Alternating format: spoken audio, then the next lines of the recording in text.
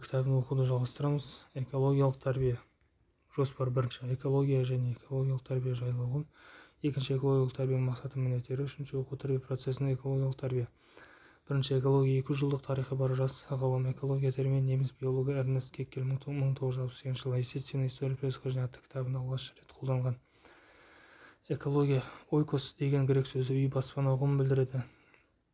Геккельдің айтуы бойынша экология зоологияның бір тармағы. Жанды мақұлықтардың органикалық және анорганикалық ортамен өзара қатынасын зерттейді. Экология ғылымы жеке пән рет түрінде биология ішінде пайда болды. Экологияны ғылыми негіздеген эволюция туралы ілімнің негізін салушы ағылшын ғалымы Чарльз Дарвин анықтау бойынша экология тірі ағзалардың ортадағы тіршілік әрекетін және өзара қатынасын зерттейтін биологиялық ғылым.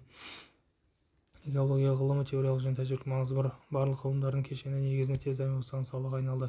Экология дегеніміз табиғатты пайдаланудың ғылыми теориялық негізі. Экологиялық тәрбиенің көкейкестілігі. Қазақстанда экологиялық апат аймақтарының болуымен тығыз байланысты. Батыс Қазақстан жұртшылығын әскери полигондар экологиялық талаптарды өрескел бұзып отырған өндіріс орындары алаңдатып отыр.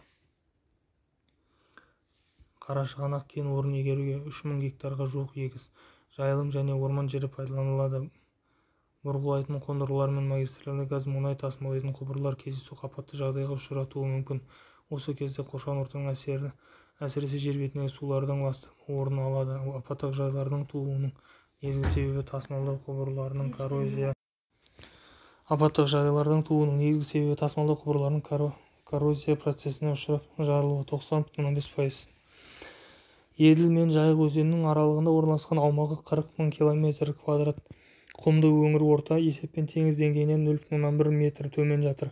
Жер астының тұщы су қоры мол екені анықталды. Облыс тұрғындары Азғыр мен Капустин Ярдағы әскери ядролық сынақ полигонын жабуды, сынақ аймақтарын өз иелеріне байырғы тұрғындарға қайтаруды тағы басқа талап етіп, осы мақсатта бұқаралық саяси күрес шараларын жүзеге асыратын қоғамдық қозғалыс құруды ұсынды. 1990 жылы мамыр, 1992 жылғы мамыр аралығында нарын қозғалысының орталығы Орда ауданында болды. Органикалық отынды жағу кезінде атмосфераға күрттің қос тотығынан басқа азоттың қос тотығы да шығарылады. Күрт пен азоттың қос тотықтары қышқылдық жаңбыр деп аталатын жауын түсуіне себепші болады. Олар топыраққа араласа отырып, оның қышқылдылығының жоғарылауына әкеп соқтырады. Ауыл шаруашылық дақылдарының өнімділігі әсерін тигізеді. Қышқылдық жаңбырлар металлды жабдықтар мен құбырлардың тоттануын туғызуы мүмкін. Әскери полигон Батыс Қазақстан облысы мен Астрахан облысының шекарасында орналасқан. Адамдар мен тірі табиғатқа тигізген зияндары жөнінен Азғыр, Капустин Яр белгілі. Семей полигонынан асып түседі. Полигондар онкологиялық, жүрек тамыры және басқа ауруларды қоздырып, жануар мен өсімдіктер дүниесіне зиян тигізді. Озон қабатының жұқаруы, қышқылды жаңбыр, жер ғаламшарларындағы климаттың жылына бастауы жер биосферасындағы тіршілікке тікелей қауіп төндіруде. Ойықтардың пайда болуына өнеркәсіптердің бөлінетін магний, купрум, феррум, марганец, көміртек, фосфор оксидтері әсер етеді. Озон қабатының бұзылуы жер бетіндегі тіршілікке зиянды әсер етеді. Екінші, экологиялық білім мен тәрбие берудің мақсаты қоршаған ортаға жауапсыздықпен қараушыларға жол бермеу. Жастардың бойында экологиялық мәдениет дағдысын қалыптастыру, қоғамдық пайдалы еңбек және еңбек тәрбиесі арқылы табиғатты қорғау, күту және жақсарту. Экологиялық білімді насихаттау. Экологиялық тәрбиенің негізгі мақсаты жастардың экологиялық көзқарасын, санасын, табиғатқа үлкен парасаттылық, жауапкершілік қарым-қатынасын қалыптастыру. Осы тәрбие арқылы адамның мәдениеттілік сезімі, экологиялық санасы қалыптасады. Экологиялық тәрбиенің басты міндеттері: өмірде және нақты іс-әрекетінде экологиялық білімді қолдана білу, іскерлікке төселу, табиғатты қорғау және өзгертуге байланысты оқушыларды жаппай қоғамдық пайдалы еңбекке қосу, мектепте экологиялық білім және тәрбие құрамын ұйымдастыру. Ең басты міндеттердің бірі оқушылардың табиғатты қорғау мәселелері туралы ғылыми, теориялық және тәжірибелік біліммен қаруландыру. Экологиялық тәрбие еңбек тәрбиесімен байланысты, өйткені өндірістік іс-әрекеттің барысында адам жерді пайдалану негіздерін, топырақты эрозиядан қорғауды игеру, дақылдарды суару мөлшерін, минералдық тыңайтқыштарды, улы химиялық заттарды беру мөлшерінің мерзім технологиялық талаптарға сәйкес есепке алып отырады. Оқушылардың экологиялық білімінің белгілі жүйесін игеруі, табиғатты қорғау, жер байлығын тиімді пайдалану, экологиялық міндетті жетілдіріп, дүние тану көзқарасын қалыптастырады. Үшінші, оқу тәрбие процесіндегі экологиялық тәрбие.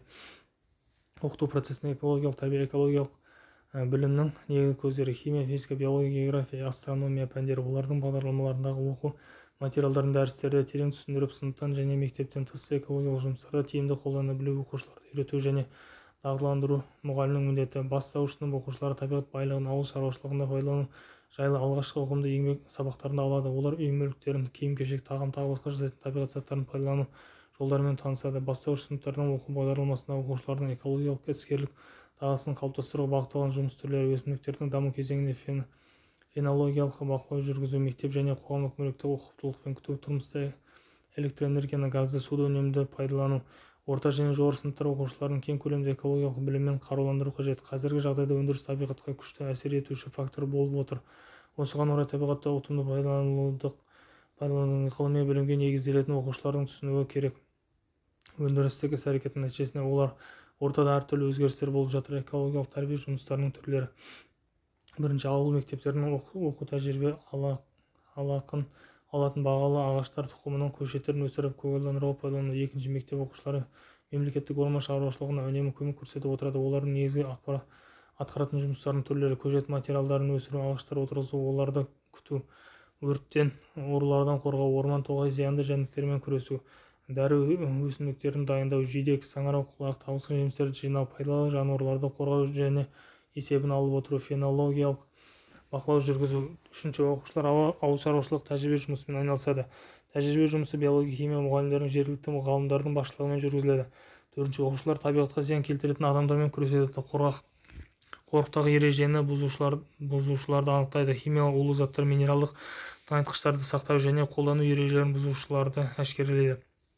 Бесінші, экологиялық тәрбиеге байланысты мектепте жаппай сабақ ұйымдастырылады. Олар кештер, дәрістер, баяндамалар тағы басқа. Алтыншы, жалпы білім беретін мектептерде экологиялық білім мен тәрбие әртүрлі сыныптардағы оқу пәндерінің мазмұны, қоғамға пайдалы жұмыс және өндірістік еңбек арқылы іске асырылады. Экологиялық қоғамның мақсаты қоғам мүшелерінің өздері тұратын аймақтың табиғатын қорғауға, күтуге тәрбиелеу, зерттеу жұмысына тарту, зерттеуді жүргізудің әдістері мен тәсілдеріне үйрету, мектептегі экологиялық жұмыстың орталығына айналдыру. Қоғам мүшелері мектептегі жастар ұйымымен ынтымақтасып, тұрғылықты жерде экологиялық штабтар құрады, жорықтар, саяхаттар ұйымдастырады. Экологиялық деректерді, ғылыми мағлұматтарды білім және тәрбие процестеріне пайдалану, мұғалімнің білімділігіне, педагогикалық шеберлігіне, жоғары мәдениеттілігіне байланысты. Экологиялық тәрбие оқушылардың табиғатқа жаңаша көзқарасын қалыптастырып, әртүрлі нысандарда жүргізіліп, жеке тұлғаның эмоциялық сезімдік әлемін қалыптастыруға бағытталып, адамгершілік, жауапкершілік қасиеттерін жетілдіреді.